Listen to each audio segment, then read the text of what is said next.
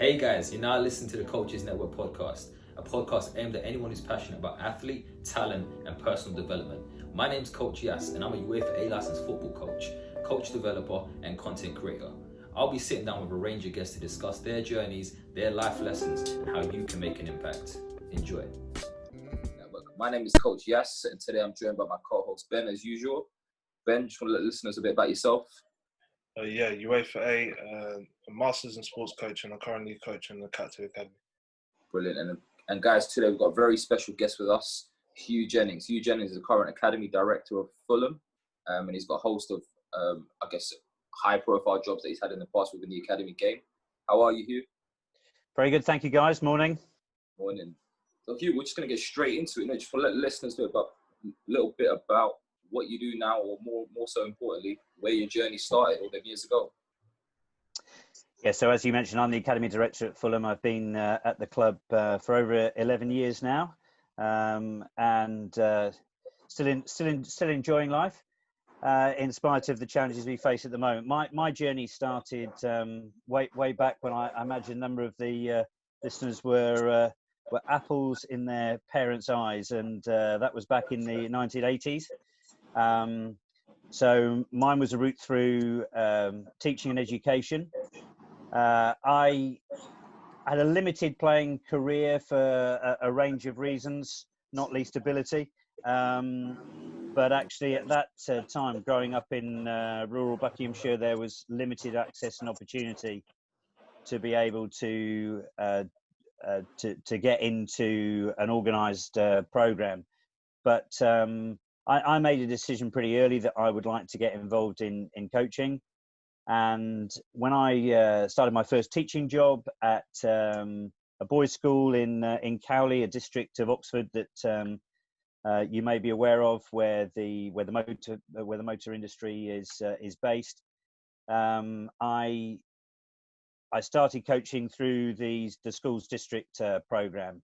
Some of the listeners may have played for schools district teams and representative schools football. At that time, professional clubs didn't have any access into schools except for associate schoolboys, and they were boys who could be signed from 14 years of age, just as members of the club. They couldn't participate in games or any kind of competitive activity.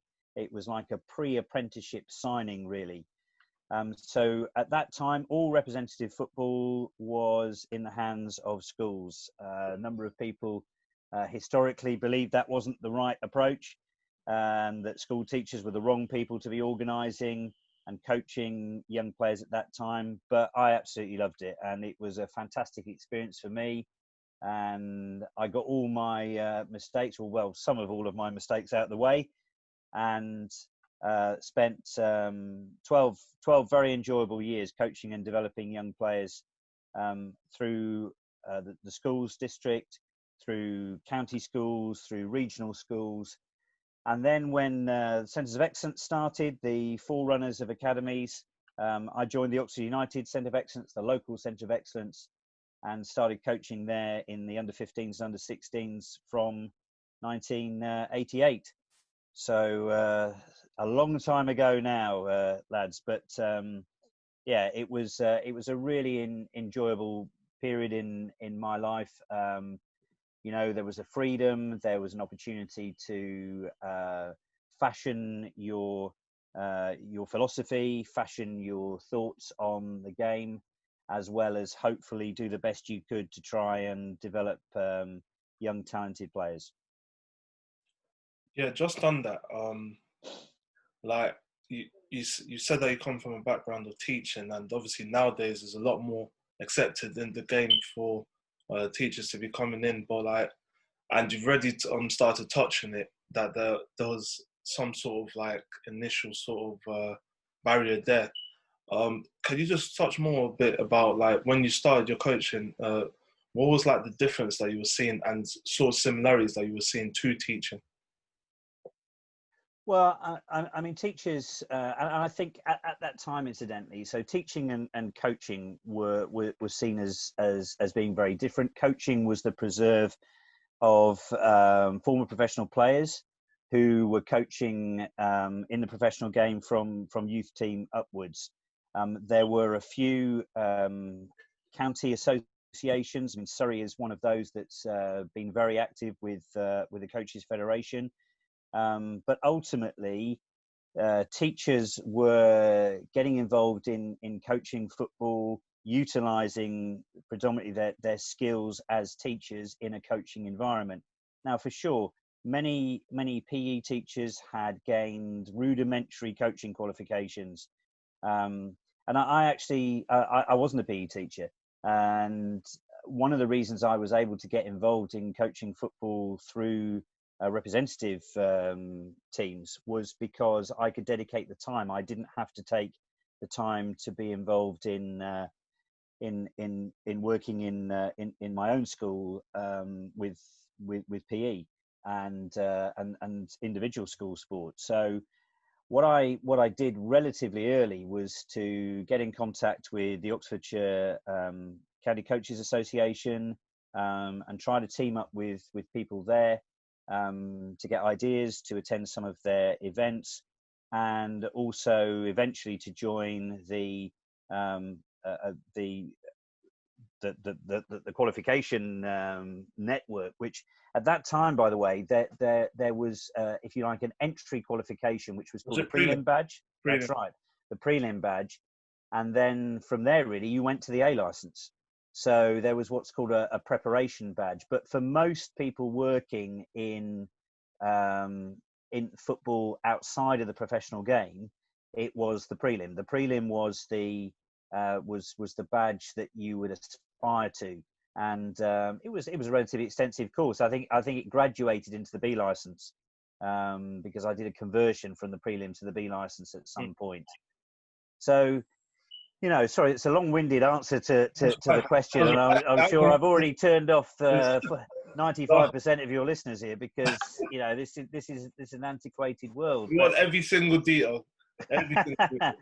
No, and I think what can't be underestimated is that this period, I wouldn't say it was a wild west, but what it was, you had the freedom of expression to be able to fashion your coaching journey, if you like. And if you put the yards in, because sort of imperial, not metric system. If you put the yards in, you'd get the return, and that was one of the beauties of it. One of the fantastic things about the current era is the professionalization of coaching, which is unbelievable, and the structure and coherence, if you like, of the opportunity is really there for all to see.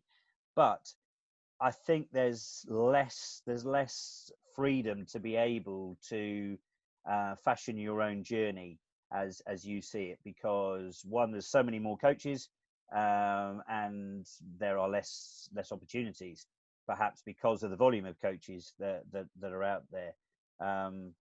But look, I recognise that I made a huge amount of mistakes during that period, and I reflect back wincing at times with some of the things. There's far too much command style for a start, and yet I wouldn't change it, because I do think it served as a magnificent apprenticeship for me for my later experiences.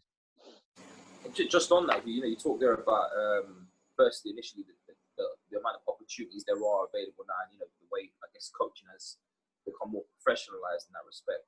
But I think one of the things I really want the listeners to take away and I guess be aware of in this particular platform is that coaching isn't the only pathway people can go down now.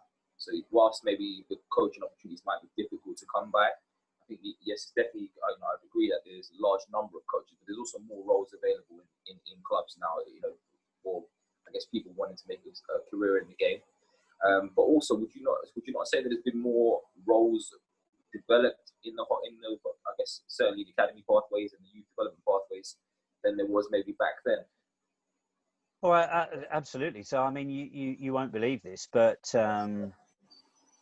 first of all, right at the start of the Centres of Excellence movement, which was a big shift. Everyone tends to reflect back on the start of the academy movement, which came about in 1998. Pre that, the setting up of Centres of Excellence was the first time that professional clubs could work with players under the age of 16, would you believe? And actually, I think I'm right in saying that it initially was from 14 years of age, and then it became from 12 years of age. The foundation phase, as it's currently known, didn't kick in until 1998. No professional clubs were involved with youngsters of that age until that point.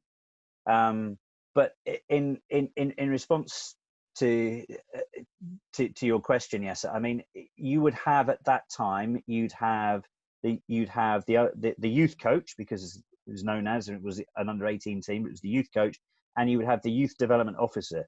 And the youth development officer would take responsibility of what now would be about 5 or 6 jobs in an academy. So they'd be in charge of recruitment. They'd be in charge of, if you like, the academy secretary's role, of all the infrastructure and organisation. They'd almost definitely be coaching as well, because they take some of the younger age group teams. And they would be the sort of head of the player care equivalent and responsibility for safeguarding. All of those things would come into the youth development officer's role. Now, if you look at the plethora of staff who were involved, I mean, even as a relatively small Category 1 academy, we've got in excess of 100 members of staff involved in our programme. Most Category 1 academies have got 50 or more full-time members of staff. So you're dealing with a huge expansion in what, let's face it, is a relatively short period of time. I think when academies were launched in 98, you'd probably have a requirement for a dozen members of staff, not all of whom were full-time. So, reflecting back, you've seen a huge job creation scheme, which is great for the industry, but also a real professionalisation. And just on that, you talked there about the academy coming into in 1998. Your role as an academy director, that must be quite challenging for you. I think so anyway. That managing all those numbers, especially in the category when you talk about having over 100+ staff. What's that like for you? And how challenging do you find that at times? Yeah, so one piece of further history. So I moved to Southampton when it was a requirement for academies to have full-time education officers, heads of education. So I wouldn't have gone into the professional game on a full-time basis and given up my teaching responsibilities had it not been for an element of security, because the job security in football is widely known as being precarious at best. So going into profession full time, I needed to know there was a security, and graduating then to become the academy director at Southampton in 2001, it was still, even though Southampton had a long-held successful reputation for developing players way before I got there, if you go back to the Wallaces and the Shearers of this world, actually you still had a very small team, and the introduction of EPPP has been that catalyst for wholesale and massive expansion.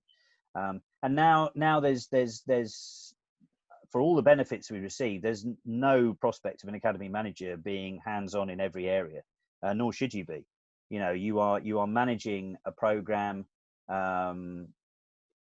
that you have to empower and rely on your colleagues to deliver at the coalface, so to speak.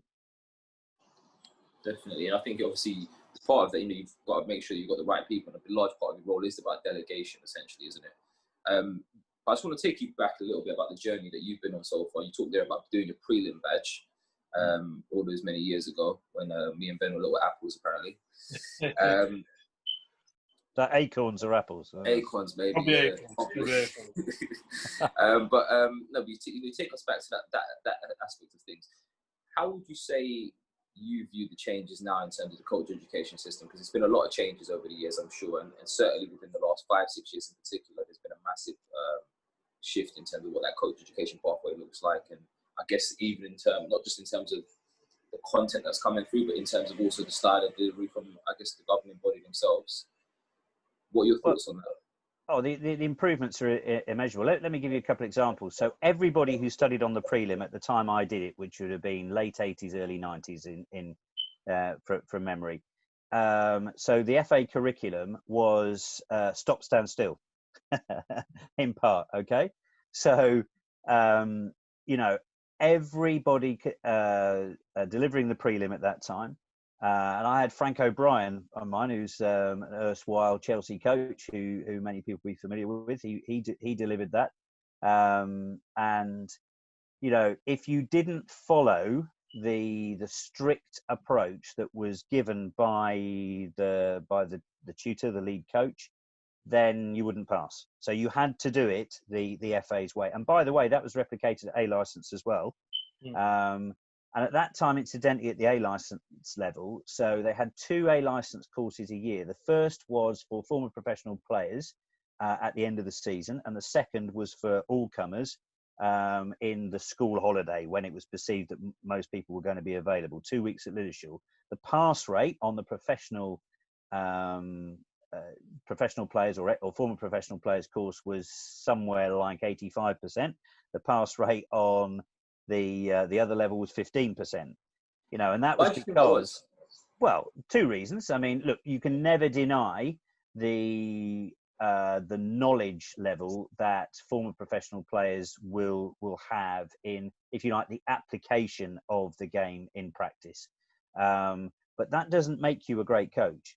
You know, if you look at, goodness me, you look at Roy Hodgson, former manager at Fulham, current manager at Crystal Palace, former manager of England, didn't play the game in a senior professional way, played in South Africa for a period, but ultimately Roy may not have even got onto that professionals course. And yet, you know, anyone who's seen Roy coach will know that his knowledge and his thoughtfulness, his application is excellent. And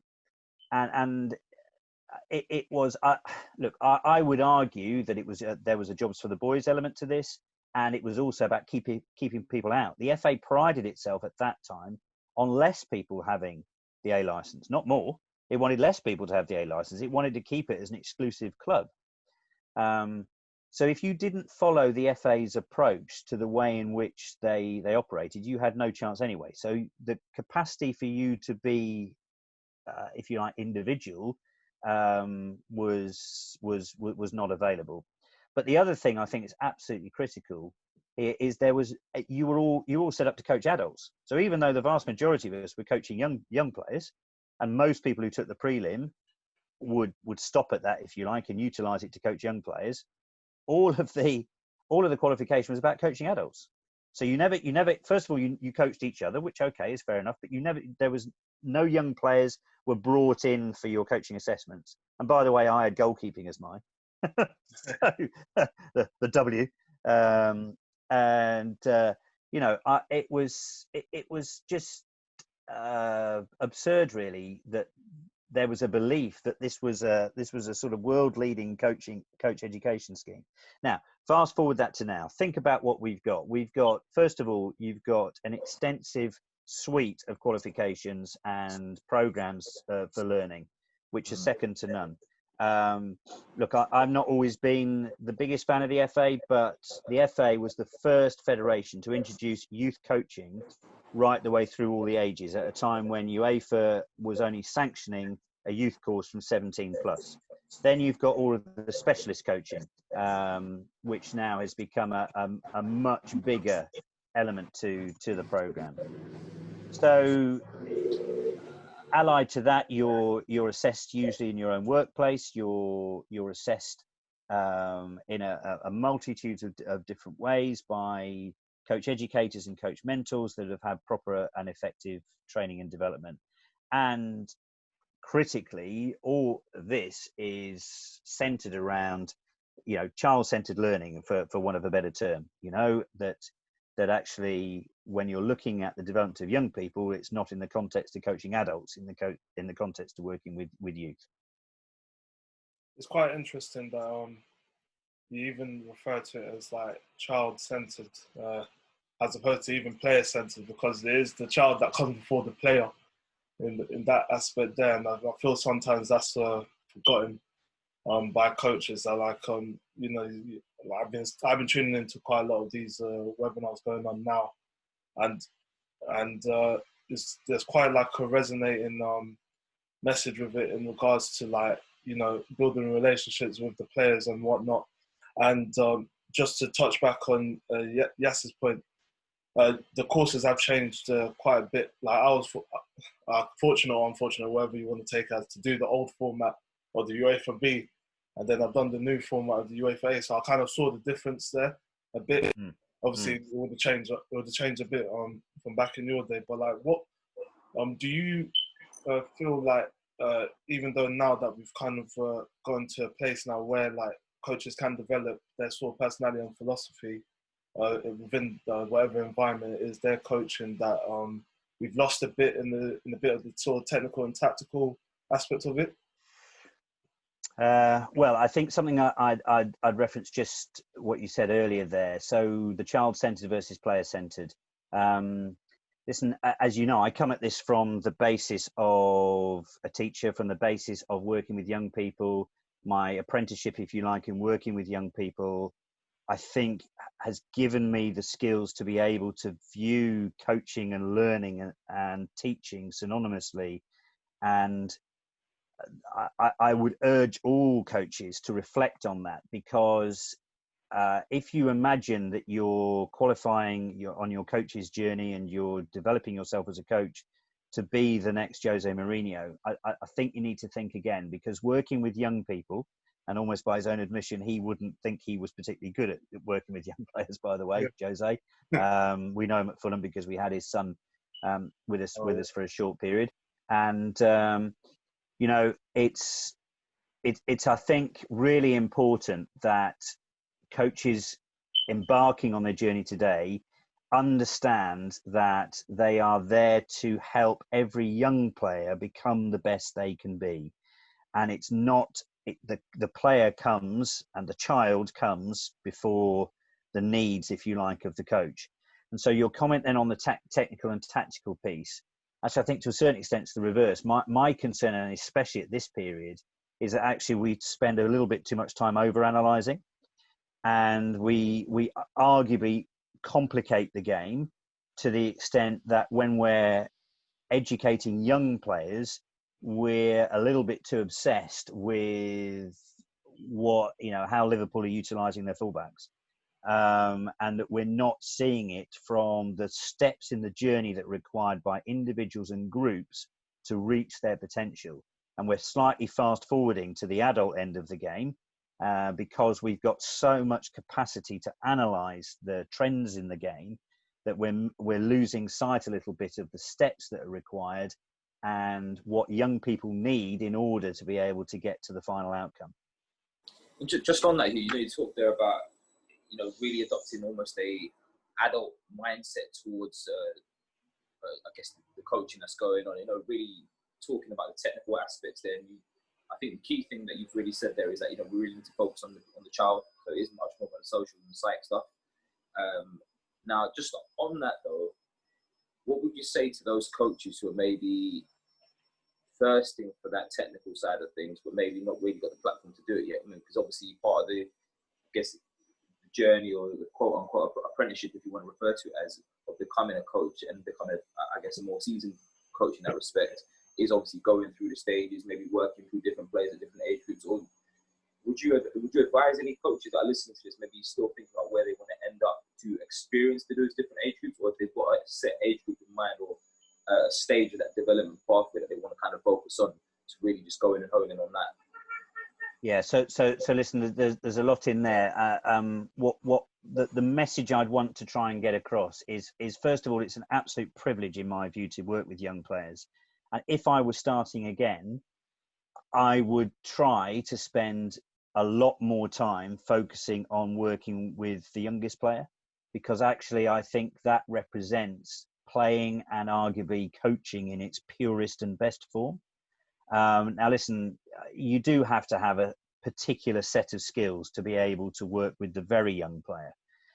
Some of the hardest coaching I've ever done was with 5 and 6 year olds. Well, it's not coaching, is it? It's some would say it's crowd control, but I used to do a session on a Friday night in a sports hall in a district south of Oxford called Berensfield, which was the sort of overspill accommodation area for the car workers. And I had, would you believe, 30 30 sort of 5 to 8 year olds, I think they were, who had so much By energy. yourself. Correct. Who had so much energy to get rid of. About those ratios, Exactly. They wouldn't be. You know, I'm expecting the Griff van der Van to appear. They probably don't call them Griff van der Vans anymore, do they? But that's what used to arrest people in. To turn up at the house now. Look, you know, it's indefensible the structure that was available there. I wouldn't have known where the first. Well, I did know where the first aid kit was because it was the reception. But you know, and I did have a first aid qualification, by the way. But look, you know, it was indefensible in the way in which that things like that were set up. And if you look at what is required by the coach and to be able to help the very youngest players to succeed, you know, it's exceptionally demanding yet rewarding to enable those young players to start off effectively in their journey. Now, fast forward that to if you describe the technical aspects, you know, I'm assuming you're meaning the technical aspects of coaching here. Then, you know, as a coach progresses through their journey, for sure, there are so many different elements that you can layer on top of your underpinning core values and principles. And never has there been as much available, whether it's through tack, you know, an appreciation of the holistic nature of developing young players and through to adults. You know, you reference the social and psychological side there. You know, all of which I think is available for coaches to glean and to come to grips with. But I will still take you back to some of those core fundamentals of ensuring that every session you deliver is focused on the needs of the participants, whether that's at the senior adult level or at the younger level. And by the way, and just sort of conclude this on this point, you know, I distinctly remember when Roy Hodgson and Ray Lewington left Southampton. No, that was my first club. Left Fulham. They'd never coached in Southampton. Left Fulham. I remember talking to a few of the senior players saying how much they were missing some of the very rudimentary practices. In the case, this was Breda Hangland and Aaron Hughes missing Ray Lewington's sort of his drilling, if you like, of the back four pre-game. And you know how you'll see the coach in the warm-up probably just giving a few exercises to the back four, so they're getting their distances right, they're getting the timing of their headers right, they're dropping off right, etc. Yeah. Well, consistently throughout the week, Ray Lewington would spend after training 10, 20, 30 minutes with the back four players in that well. And senior players love the certainty of what they're going to be able to encounter during the training week, as well as what they hope to be encountering during the match. Yeah, and just touching on this, it's essentially practicing those basics, isn't it? Really, just kind of keep yourself ticking over and just polishing. But I think it's quite interesting to hear, even from senior players at that level, really saying that we missed the basics that were covered. I think the only thing on that note, then sometimes, I mean, you use a reference earlier of sometimes coaches want to complicate the game. I think in doing that, don't we often lose sight of those basics? And you know, certainly from your perspective as an academy director, do you see a lot of that in the academies? And you know, obviously during your time at Southampton and now at Fulham, and you know, is that something that you see a lot? Because obviously we are going down this path where coaches are being given a bit more freedom, a bit more openness to kind of explore what their philosophies are. I guess what kind of challenges does that present for yourself as an academy director when you've got a club philosophy and a way that you want things to be done to an extent at the club, and having that being congruent with obviously the coaches that are coming on board? Yeah, so I'll answer that in a moment, but just to go back to the basics piece, look, that's absolutely the right description. So if you think about a golfer, and sometimes we're guilty, I think, of only concentrating on the team aspect. So you think about a golfer. You know, a golfer is not going to turn up on the T at the start of the Open Championship having not practiced all elements of their game. They practice their driving, they practice their iron play, they practice their chipping, they practice their putting. Okay, alongside the other elements of the game. Okay, so why would that be any different from players? So centre backs need to practice. They need to practice the elements that they're going to encounter of their defending. So practicing heading, in my mind, whilst it's still allowed, practicing heading is critical to the success of centre backs in a game situation. Now, what does that mean? What are the implications of that for the coach? I applaud and welcome the fact that most philosophies in clubs, and that includes incidentally junior clubs in my experience, that they will give the coach the freedom to be able to adapt the playing philosophy to ensure that they're able to put their own slant on it. But it should only ever be done with the needs of the individual in mind. And I think a mistake that sometimes is made is they look at, this is what my team needs. So my team has got lots of pace in it, so therefore we will play this way because I've got quick players. So we might play more direct, play the ball in behind the back four in order for my players to exploit the space behind. Is that helping your players to ensure that they're exposed to some of the fundamentals of receiving skills in tight areas under pressure? You have got to take a responsibility as a coach to meet the needs of the individual.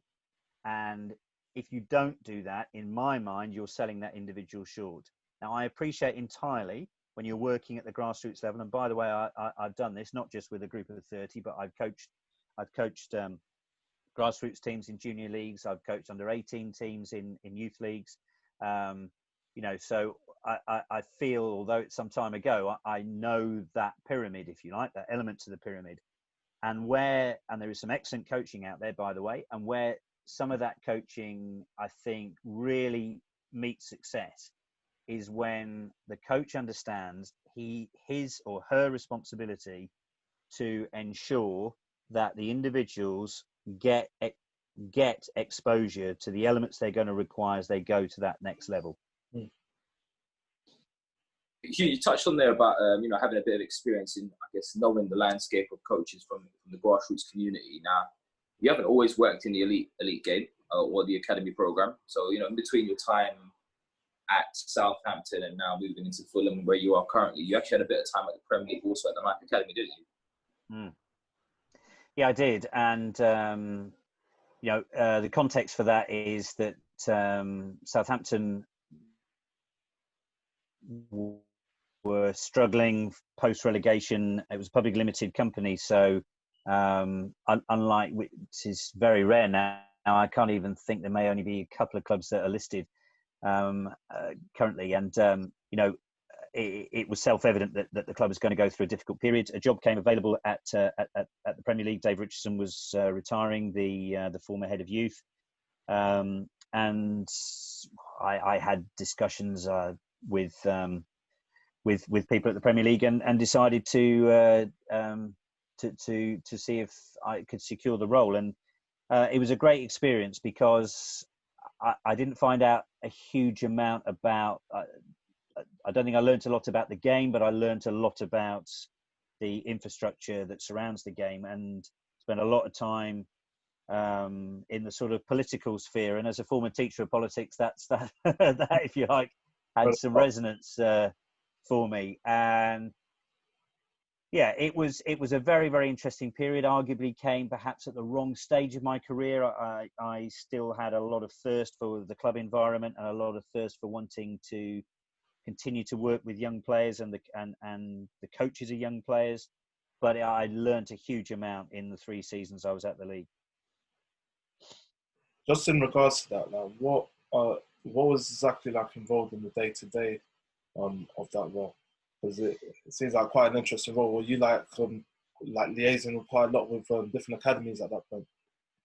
Yeah, I think and some of, you know, one of my successors in the role, I think, might have viewed it differently. But the way I viewed it is actually the Premier League is the only organisation that can register the players in the Premier League. That's the first thing, and it's the only organisation that can that actually can run the competition. So with that in mind, you shouldn't ever lose sight of that. It's really, really important function for the league. Now, since that time, this was pre-EPP days, you know, so we saw ourselves as being the support service for clubs, one of the support services for clubs. We didn't see ourselves as the police force for clubs. We didn't see ourselves as being out on the motorway, you know, tracking down people breaking the speed limit. Even with your experience as a crowd controller. Yeah, absolutely.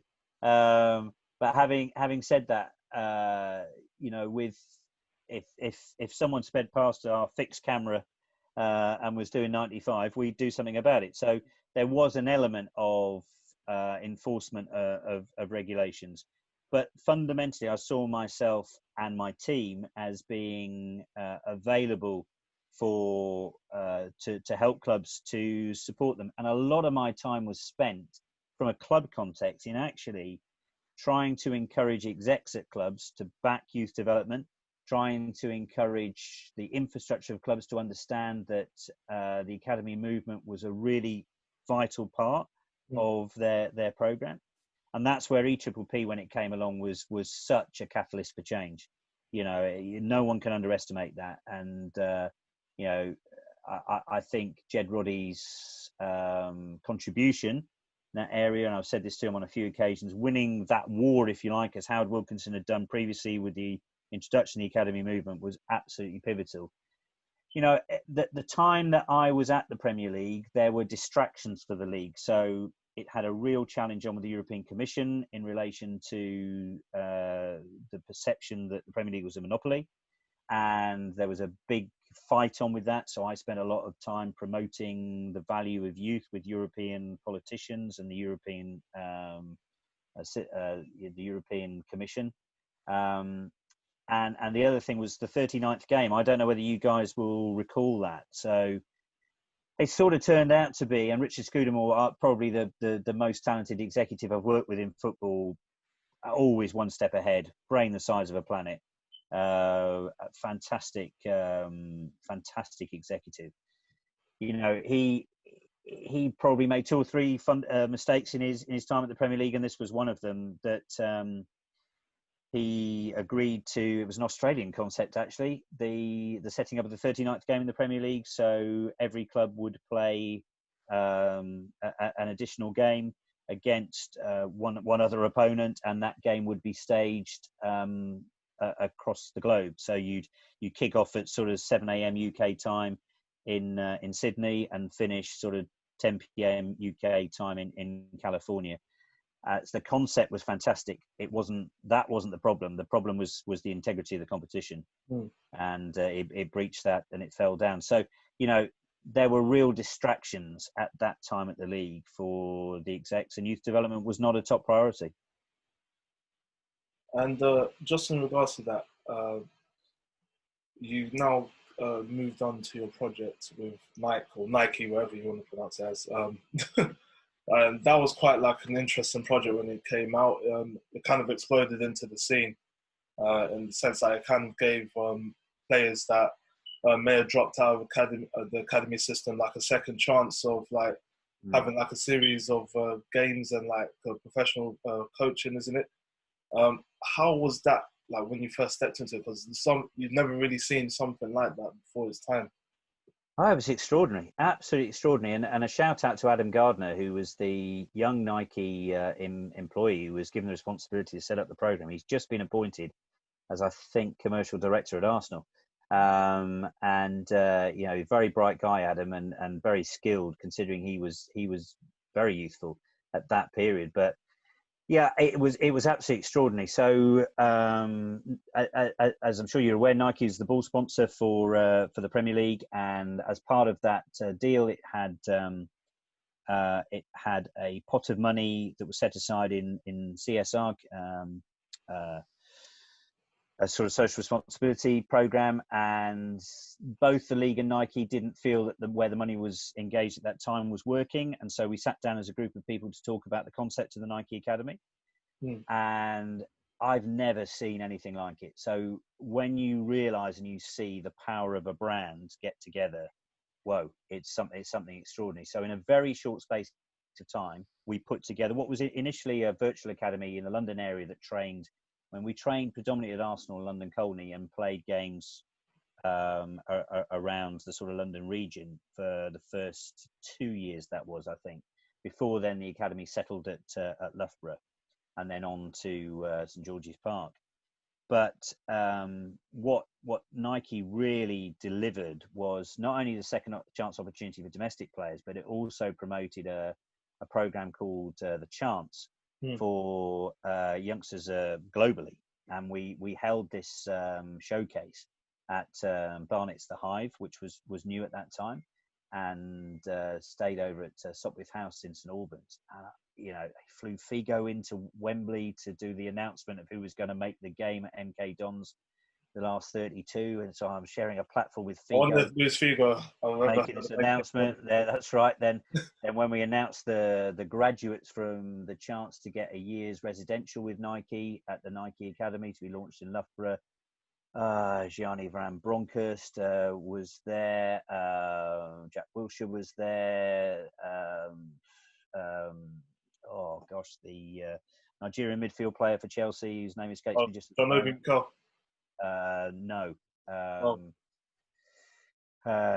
No, the more diminutive, Michael Essien. Yeah, he's Nigerian origin. Yes, Michael Essien. Apologies. My apologies. So yeah, Michael Essien. Yeah. So you know he it's just absurd, really. And here's little old me sort of stuck in the middle of this. There was a press conference halfway through the Chance program when they got, and I walked into this marquee, and all the flashlights going off, and literally hundreds of microphones on this desk or in front of me. I've never seen anything like it before. You know, I mean, I sort of did a press conference at the final of the Youth Cup, and that was like, you know, a man and a dog, really. And you know, you just realise the power of the brand, and the thing that Nike brought to the party was this concept of FOTS, football obsessed teenagers, and it was right at the start of the sort of launch of social media. So Facebook was still pretty, you know, pretty unknown, certainly unknown to a crusty like me. And the way Nike pushed out the media for this was extraordinary. They had a camera crew that followed you 24/7, and it was just an extraordinary event. Reflecting back on it, you know, leading a team out at Old Trafford for a showcase game. I think that was in the second year, staying 4 days in a hotel in Manchester when the X Factor guys were there as well. You know, Cheryl Cole and Simon Cowell coming into the lounge as you're there. I mean, look, anyone who knows me, I think hopefully appreciates. I'm not, you know, a wannabe of that type, but this was just an amazing experience. And I was stopped one time by a group of lads. I can't remember where I was now, but a group of lads stopped me and said, "Oh, oi, are you Huw Jennings from the Nike Academy?" And I said, "Yeah." I said, "Whoa, you know, I can't remember what youth phrase they gave to me at that point, but it was sort of, you know, the equivalent of cool." And I'm thinking, you know, I've had a fantastic career with the experiences of the Bales and the Walcotts and the Lalanas and that sort of group of players, the Sessegnons, that sort of stuff. And I'm thinking, unknown as this sort of, you know, this limited, talented individual who helped to lead the Nike Academy for a few seasons. I just want to touch back on that now. You mentioned some names there. I was hoping to get onto that. Obviously, during your time at Southampton, you had the likes of Gareth Bale, Theo, Walcott, Adam Lalana. What was that like, coaching players like that? And you know, did you see from an early stage that these guys were going to go on to be maybe as, you know, develop careers in the game? And you know, I'm not sure if you can, but did you ever imagine that one of them was going to break the world record for you at one point? Well, look, just very briefly back to the Nike Academy for 1 minute, because what I should have said is that actually I think the Nike Academy really achieved its objective by helping to develop second chance opportunities for lots of players, not just those who play in the professional game, but quite a few have gone on to have really good careers in football and something else. You know, because many were at a low ebb when they joined us, and it was great to help to rebuild some of those guys. But on to what you said. You know, I think it's important to emphasise that from my time at Southampton, is that my hands-on coaching opportunities were much more limited. You know, my role has been to manage the programme, to support the development of these young players, and in a very limited way, facilitating that has been, if you like, my objective.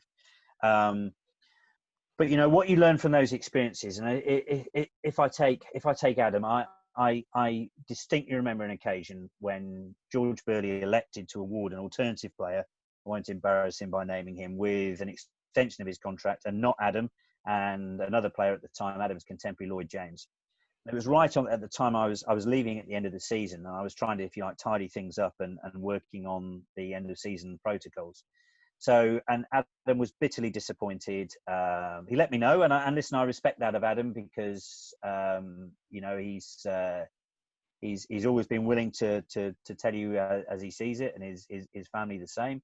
And I felt very frustrated that at the time the club didn't recognise Adam's longer term potential. Now, credit to him and credit to Southampton that he stayed with the club. They dropped down to League One. He got his opportunity, and the rest, as they say, is history.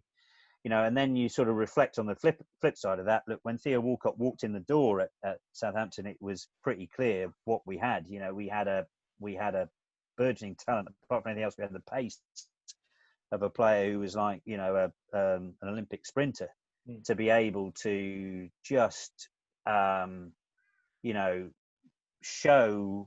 We played him all the time, 1 year up and often 2 years up, and he was still burning past people like there was, you know, like for fun. And you know, the contrast was evident. And what this brings home, as you reflect back to, as they get both players towards the end of their career, is who's had the better career. Well, you know, arguable. You know, you can argue for either. And then you've got, in the middle, if you like, you've got Gareth Bale, who everybody knew had technical quality, but just had so many challenges physically that it was very, very difficult for him to compete. And you know, I've said this on a couple of other you know, talks that I've done, is that at that time we were far less aware of the growth and maturation cycle. I'm convinced that Gareth had a pars fracture. And that's it. I'm not medically trained, and I don't know for certain, but he exhibited all of those symptoms that we now associate with a pars fracture. And, you know, it was almost impossible for him to achieve for a couple of years. The credit, if you like, is to those people who hung in there. That's his family first and foremost, Gareth, of course, and the staff at the club, who were very divided. Those who saw something in Gareth, George Prost, you know, our coach at the time of the Fulham under-18 team, and saw that Gareth had the potential and wanted us to sign him. And, you know, had we not done that, I wouldn't have been on the Nike stage, would I? You know, it wouldn't have been a great move. But when I was in Slovenia, visiting a couple of clubs in Slovenia, watching Gareth come on for Tottenham, because he came as a sub, didn't he, against Inter Milan in the Champions League game in the San Siro, and watching this player just burn off one of the world's best fullbacks at the time, Maicon, yeah? Maicon, yeah. He didn't do it once, he did it several times. Yeah. And thinking, my God, where's that come from? You know, I mean, look, everyone knew by then Gareth had matured, shall we say. Yeah. But to see that, you saw, whoa, we're dealing now with a totally different level player. You know, what are your thoughts on how his career has progressed now? And, you know, obviously he's gone one step. You know, you argue he's gone even to a higher level than what that situation you just described. Then he's burnt one of the best fullbacks in the world at the time. He's now going to, you know, win 3 Champions Leagues with Real Madrid, and obviously breaking the world transfer record. Obviously, we're moving over there. Could you ever see that happening? No, and I defy anyone at Southampton who could have considered that. Because even with the most talented youth players in the country at the moment, you can't be sure. No one can be sure what the outcome for Jadon Sancho is going to be. You know, I saw a young Raheem Sterling at 14 desperately tried to sign him, didn't manage to.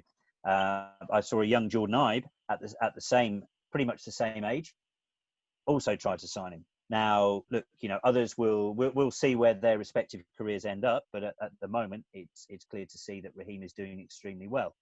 You know, and Jordan is finding it harder. So given that's the case, at the same age, they were different, but they were equally very highly regarded. Now, you know, back to Gareth for a minute.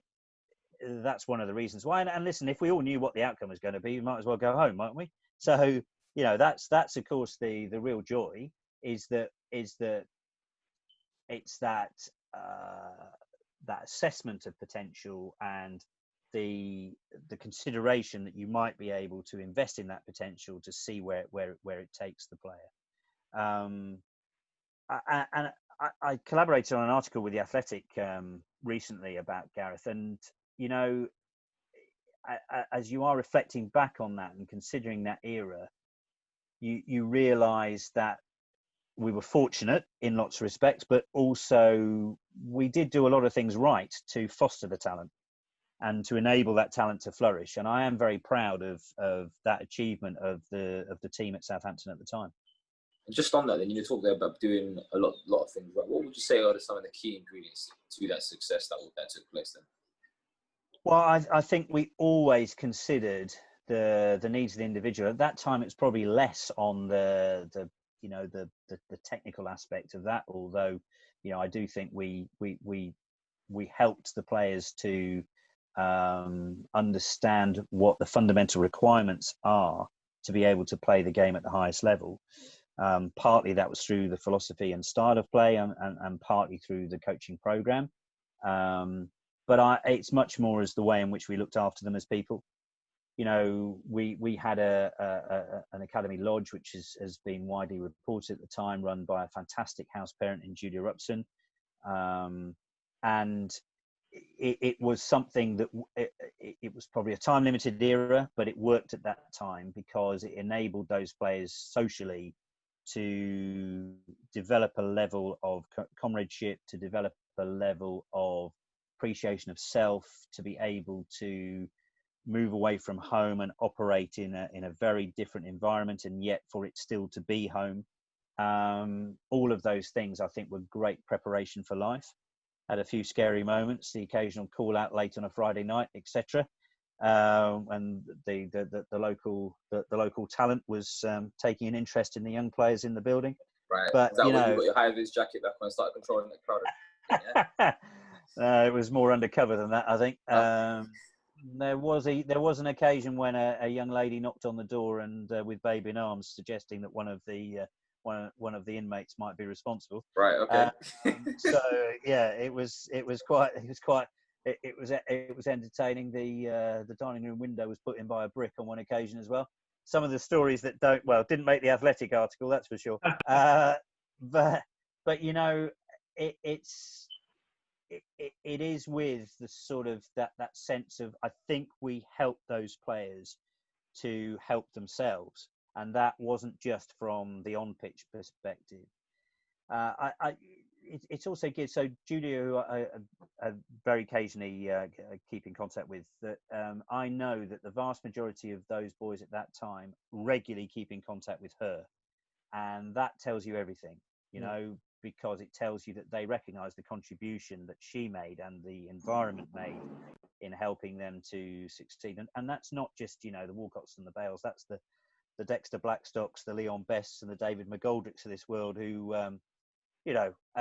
were entertaining, shall we say, in terms of their behaviour traits. You know, but she had a capacity to reach out to all of them. You know, just on that, you talked there about, was it Julia? Was it? Yeah. Now, again, you know, we talked earlier a little bit about the number of staff members you have, obviously in a program like this, and obviously, you know, people like her will be, you know, often forgotten in terms of how important they are and integral they are to that player development pathway. What would you say now? Obviously, having you've been at Fulham for 12 years. Is that coming up? Is that correct? Yep, 12 years in December. Yeah. Yeah, 12 years coming up in December. You spent a good 5-6 years at Southampton as academy director. Obviously, you had your time at Nike Academy as well. What those roles really taught you about leading other people?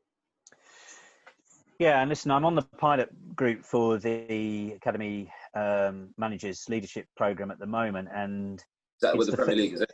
Yeah, it is. Yeah, and it's rolled out to every club, and I think it's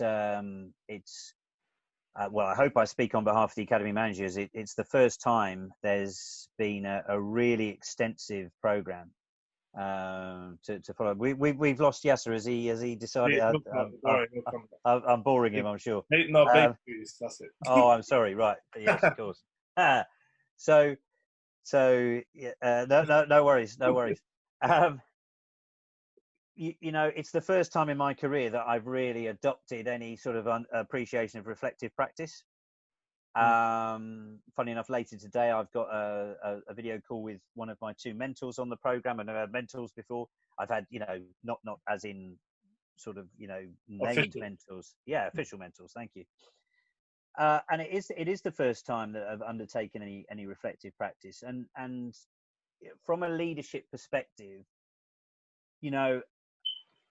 I think, and this applies a little bit to players, it's not what you do that actually is critical. It's sometimes what you don't do, and one of the things I don't do is tell people how to do their jobs. One of the things I don't do is I don't lay down, the 10 points of this is how you do it. This is how you lead, I think you've got to be able to be flexible to meet the needs of your team of staff, the individual staff, your program, and by the way, the stakeholders. So stakeholders in the club, whether that's the owner and the execs, whether it's parents and families, whether it's extended members of the organisation, whether it's a community of practice outside.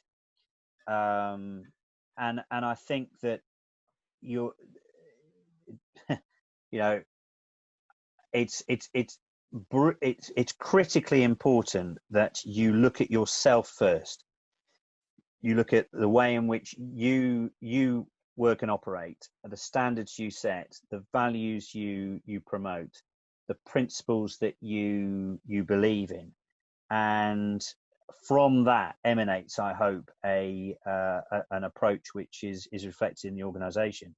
And by the way, whilst some people will tell you there's a blueprint and there's thousands of books out there on how to be a good leader, in the end, actually, it's got to be about your capacity to adapt, be flexible, to ensure that you are the best you can be to help everyone else to succeed. And just on that, that reflection point, I think is quite key, because that was something that I learned, particularly when I was on my masters as well, about the sort of different levels of reflecting during, let's say it's a session, for example, reflecting during the session, reflecting after as well, and actually having that sort of critical self-reflection element of it. And it's quite interesting that you say that, because that's something that I feel is not done enough in football coaching. Because when you look at other sports, you do see it, the staff will actually meet after to discuss the session that just happened, and talk about how it will feed into the next session, what they want to change. It may be particularly about players, but it's a lot, from my experience anyway, of being in the academy, the meetings are always this player has this aspect to improve on, but what do we have to improve on as well, that sort of thing. So. Yeah, and if I can add to that, Ben, listen, you're spot on, and I recall talking to Dick Bate, brilliant coach educator who sadly was taken from us relatively recently, that Dick was always very clear that he felt that we had some of the best on-pitch practitioners in the world, and he travelled extensively, worked extensively all over the world. and yet he felt that where we let ourselves down was first in preparation and second in evaluation. And I do think we've improved in that area, but you're absolutely right. Evaluation is so key to effective improvement and moving forward. And I regret that I, haven't seen that as being something that's mainstream in my way of working. I think we've always been so outcome driven, that and not focused on the process. And the process includes preparation, delivery, and evaluation. And that's not just with coaching, that's with all aspects of our roles. I do think it's coming, and I think you can be the generation of people who can lead this, because it really is, it's essential. Fingers crossed. Just on that, you touched on debate there. Like, I can imagine through your sort of like valuable experiences and like Richard Scudamore, etc.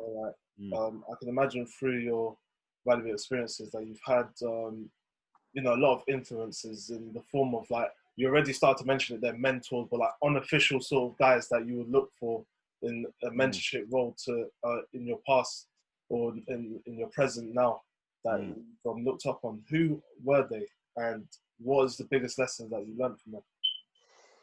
Yeah, so one of the biggest influences on my career in academies is a guy called Peter Cates, who was the former Chief Education Officer of Shropshire. And you might imagine why I might select him. I'll come on to that in a moment. He actually had a quadruple heart bypass, the same as Graham Souness, incidentally. And he was the oldest living person in this country with that condition.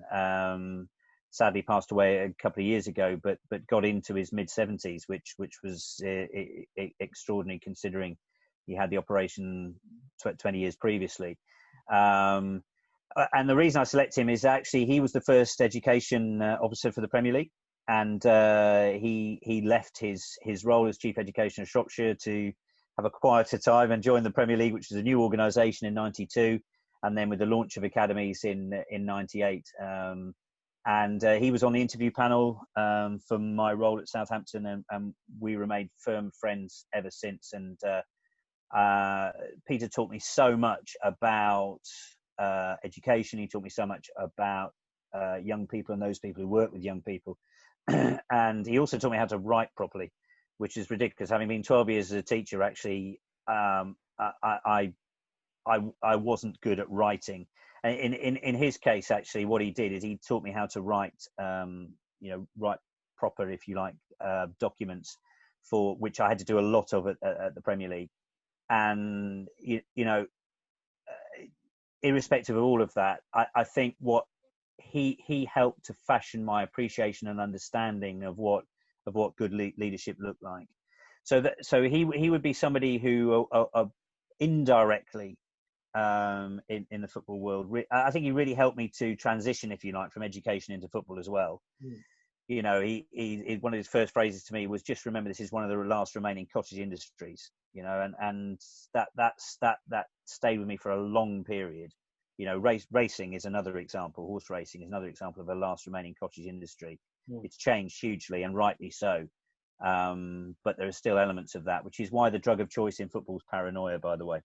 Or the condition of choice. It's not a drug, paranoia, is it? But it's the condition of choice. And I think that if I combined that from a football perspective, to be honest, I wouldn't say I've got a single individual. I've worked for over 30 years with Malcolm Elias, who's head of recruitment at Fulham. Malcolm engaged me when he was working full-time at Oxford as a youth development officer, I mentioned there. He was the person who started my coaching journey in professional football in '88 at Oxford. And we've sort of been together ever since. We haven't always worked together. He's been at Liverpool and Swansea. I brought him to Southampton. I brought him to Fulham. And, we haven't fallen out yet. At least not properly. Steve Wigley is another individual I've worked extensively with, and I think the three of us we're very different, but we also share a lot of common views about the way in which we think young players can be developed. I think outside of that, I've taken so much from so many individuals, but there wouldn't be one person I'd identify as being, that's my football guru. I've been privileged to meet Alex Ferguson, Mourinho. I've mentioned Arsene Wenger, who did some stuff at the Nike Academy. Gareth Southgate, who I think is an outstanding person, and I think is a real breath of fresh air for the England national team at so many levels. I think his legacy of reformation of the way in which the England team operates, I think will be there for a very long time. I think he's really given a massive change to the way in which the England team operates. Coming from someone who's is a Welshman, that's that's an accolade. So those would be some of the guys. George Prost, the youth coach at Southampton, was extraordinary. He's the one I learned. It's not what you do, it's what you don't do that also really matters. He was limited words often, but so critical what he did say. And I'm sure you will have all listened to horrendous half-time team talks that you go, why are you saying that? What are you doing? And because it's about the coach, not about the player. Yeah. So sorry, I've rattled off a huge amount of random ramblings there. The more the better. just on that, Huw, you've had quite a bit of a journey now. You've gone back to again when me and Ben were acorns apparently. It's near enough 30 years now. You've been involved in, I guess, the coaching world. What is it about that whole journey, and what is it that helped keep you inspired and motivated to keep going, and I guess try and achieve and strive to be the best you can be within that? Yeah, 32, I think it is. At least that's what I told the Premier League. It's 32 years of 32 years in the professional game. I've actually been involved in coaching at youth level since 1985, I think. 85. So yeah, yeah. So it's. I think you should never escape that working with your hobby is a privilege. My interest in football goes way back to my childhood, and whilst I was never afforded the opportunity to play at a high level, sure I wouldn't have been good enough. If you're not able to do that, then you start with an enthusiasm and an enjoyment in the game, and strip everything away. That's the fundamentals.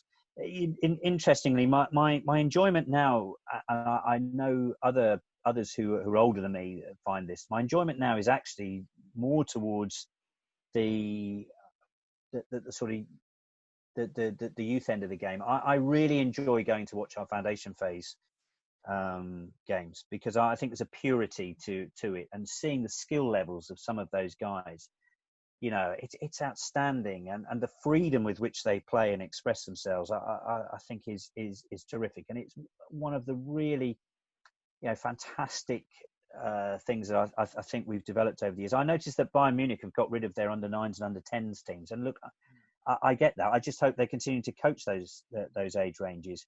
I mean, I visited Bayern Munich and been to Germany a few times, and actually, I do think they've fallen behind in youth development, and some people in Germany recognise they've fallen behind youth development because it's all a bit regimented, and I don't think they've really adopted the underpinning principles of the freedom of expression for young players in those age brackets. So that helps to keep me fresh and young, because those guys are a long way away from my age bracket, and a long way away from playing the game professionally. But the thrill and enjoyment of the game. But look, I wouldn't be being honest and truthful on this podcast if I didn't say to you there are also some real challenges and restrictions. And I don't know whether you want to get into some of this, but dealing with intermediaries, dealing at times with some members of the parent community who are unrealistic in their expectations. So yeah, Huw, you just touched on there about some of the challenges that you might face in, working in the academy game, particularly obviously dealing with intermediaries and obviously some of the parents that you might come across, and I've personally never, just on the note of parents, never felt I've come across a parent that's got necessarily bad intentions, but maybe just, I guess, or ill-informed or maybe not too sure about how to approach certain things because maybe they don't know the ins and outs of what to expect. But you mind just talking to us on some of the challenges that you may have faced with those things?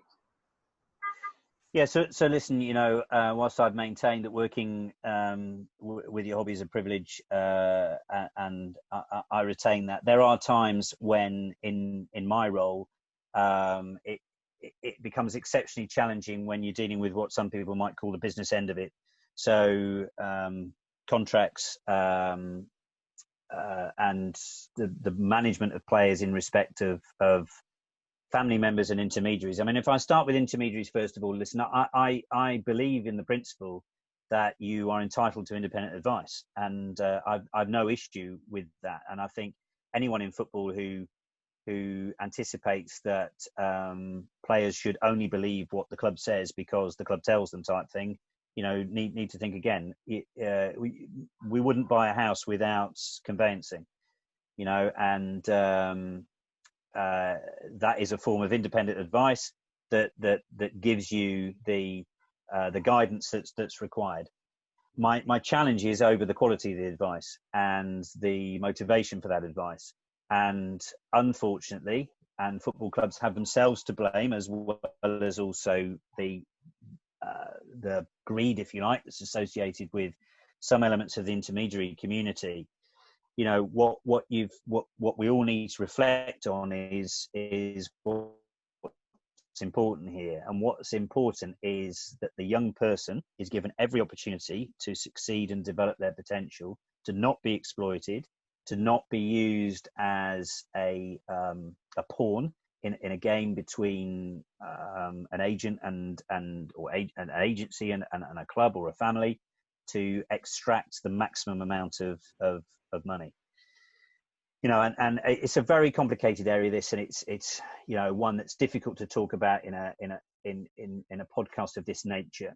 But all I would say to you is that we run the real gauntlet of young players underachieving by having the wrong advice at the wrong time in their careers. And I can think of several examples, some of which are sort of current, of players who, in my view, are taking the wrong advice, and as such, their careers and their are being and will be affected in the short and medium term.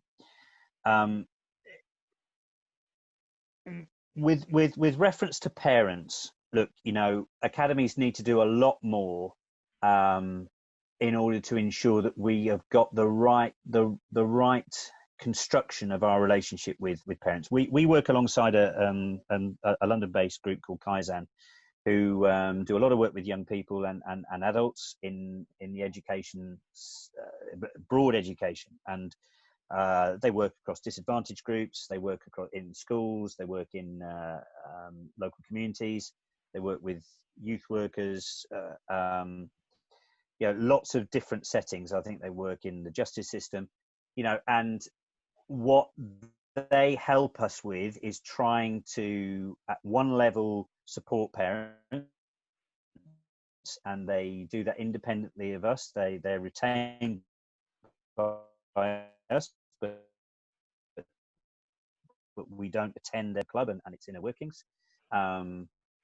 And we also use them to help to train our staff, to educate our staff about the feelings that parents may be experiencing and the journey for the parent as well as that for the player. So listen, there's more we can do in this space, but we do try to forward in the relationships between ourselves and parents. But what can happen in some situations is that parents believe, I think, for their sons, because we're dealing with boys here, their sons' football development. And I don't just mean that in terms of the training and the games, I mean that in its entirety. And parents are critical to the process, unbelievably critical to the process. But you know, with the best will in the world, they don't have the knowledge, experience and qualifications that the team of staff at Fulham has and the team of staff at all academies have. And whilst I'm not saying we've got every decision right, because we certainly haven't, I do believe that we are the people who, if you work with us, you will give the maximum opportunity for your son to benefit from the programme and reach their potential. Definitely, and I totally agree with that. And obviously, almost recognising and appreciating that, you know, in the academy, you guys are the ones that are trained to do this job, essentially. So I think that's very important for parents to remember. I just want to, you know, as we start to wind down now, you know, take you back to, I guess, 35 years ago, you said it was, or maybe even longer than that now. If you had an opportunity now, knowing what you know now, to go back and speak to the Huw Jennings that started off coaching, maybe as a PE teacher and whatnot, what would be one key message that you'd want to give him? Or more specifically, Huw Jennings stepping into, I guess, the elite football world, pro world, shall we say? We might even have a message of both. Yeah. So from a coaching perspective, I regret my overly command style, and you know that for a decade or so. And listen, it wasn't just me; it was everybody alongside me, really. Sorry, just on that one, then. Yeah. Would you not say that was, to some extent, down to lack of understanding, not just from yourself potentially, but from a national governing body in that respect? Yeah, it was, but I should have had enough independence to change and to be different. And you know, I think if you look at those people who have been most successful, they are because they're willing to be their own person, both, you know, professionally and as a professional and as a person. And you know, that would be something on my, reflecting back on my coaching journey. I think I've been blessed, even if it all ends tomorrow. I've been blessed with an experience that you can't buy, that you, to be honest, probably can't train for, that you certainly can't you certainly can't aspire to, because it's been so multifaceted and varied, and so many experiences have come along almost by coincidence that you know, I do feel absolutely blessed from that perspective. But I also think you've got to be you've got to not take yourself and take your role too seriously. I think there have been times when, and I've been fortunate in this regard mainly, but there have been times I reflect back when I made poor decisions based on the fact that I was stressed. I had not taken enough, you know, relaxation, if you like, whether that's sort of within the professional sphere, but also from a family perspective. You know, I think all of us working in football should reflect on the fact that we don't dedicate enough time to our families. And I think this period at the moment has reinforced that, you know, we've had an opportunity to reflect in the 3 months during the pandemic to realise what probably we've been missing. And I don't just mean doing the washing up and the ironing. You know, I actually think that we have to get a structure in our industry where we value an investment in the coaches family time. You know, many coaches in the academy environment work across 7 days, or they, you know, there's a huge amount of antisocial working. So if you're a young family person, you've got young children, perhaps your weekends are more often than not taken up with that. Now, I reflect back on my time, and for me that was you know, I had a thirst for working at the weekend. So I would teach Monday to Friday, I'd coach in the evenings, and I would have a thirst for going out and coaching at weekends. You know, I drove from Oxford to Nottingham on a Saturday. I drove a minibus on a Saturday. I did the same with a school's district team. I did the same with the Oxford United Centre of Excellence team on a Sunday. You know, and then back in school on a Monday morning. And as I reflect back on that, I realised, you know what?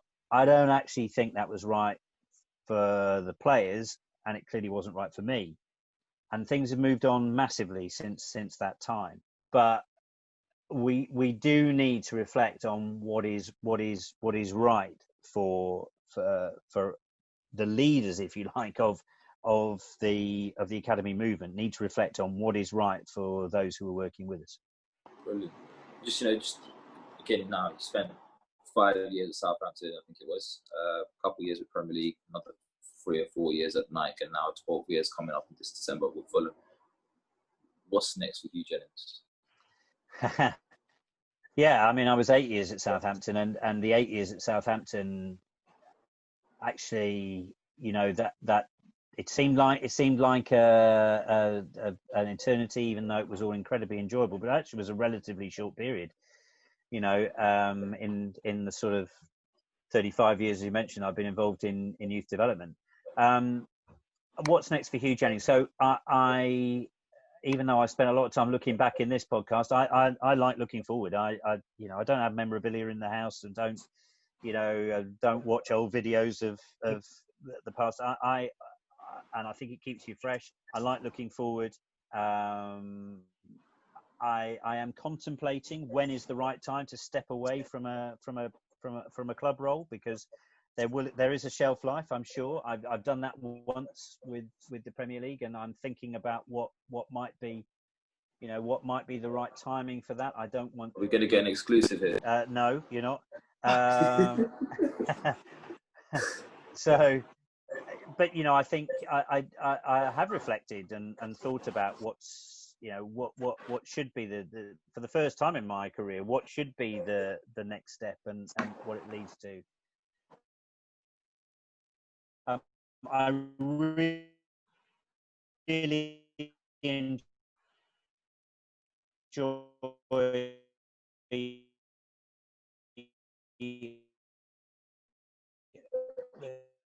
collaboration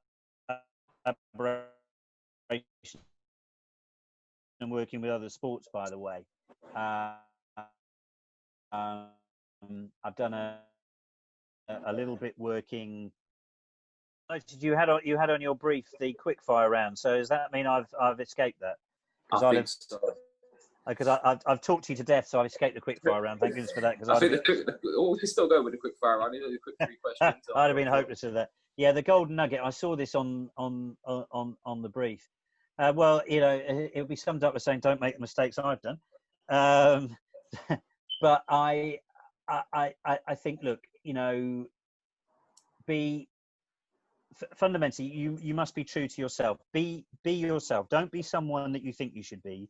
Don't be someone that, if you like, the manual, so to speak, says you should be. Be yourself, because the best form of yourself is hopefully what will enable you to be successful. And I suppose I'd ally one thing to that, and it's something that I think has slightly gone out of the game in general. It's certainly gone out of the youth game.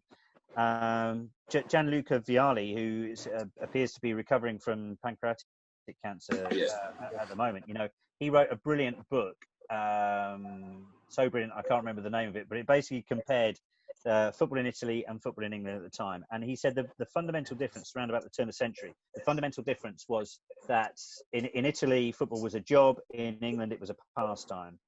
Now, what we mustn't ever lose sight of is the enjoyment that we should be getting from being involved in the game. And I don't see enough people smile. I don't see enough people laugh. I don't see enough people joke. And I worry that we take ourselves too seriously. That's individually and collectively.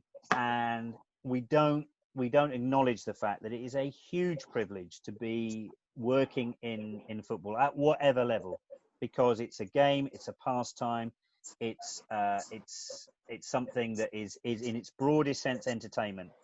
and we should never lose sight of that. So I urge you all to go out there and get the best book of jokes you can. Fantastic. You know what? Just because of that great answer, we're going to finish with that quick fire around you. Oh, three no. quick questions for you. Right? Only 3. Thank you. Biggest academy graduate for you that you've been, well, most proudest academy graduate that you've had? Oh, biggest or proudest? There's a slight difference.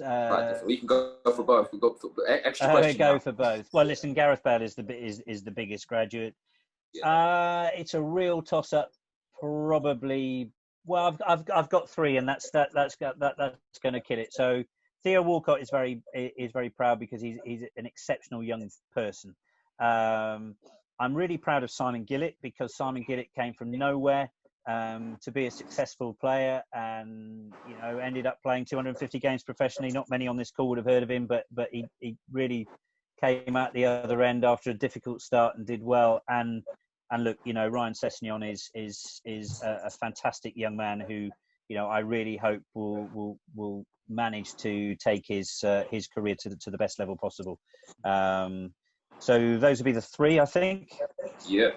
Best manager you've worked with?